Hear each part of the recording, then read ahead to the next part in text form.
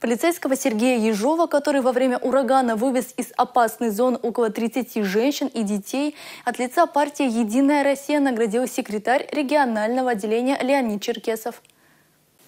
Напомню, ураган обрушился на республику вечером 29 июля. Непогода застала катер под управлением командира взвода отдельного батальона патрульно-постовой службы капитана полиции Сергея Ежова в акватории Волги. Я повернул в сторону левого берега, где услышал крики о помощи. Я включил мигалки, сигнал. Все подбежали ко мне, просили помощи, чтобы перевести. Когда чуть успокоился ураган, перевозил всех на ту сторону.